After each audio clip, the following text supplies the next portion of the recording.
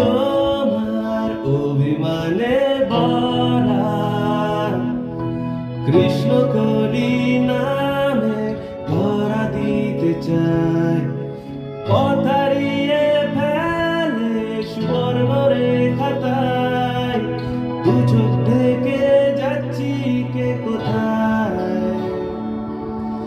তোমার অভিধানে আছে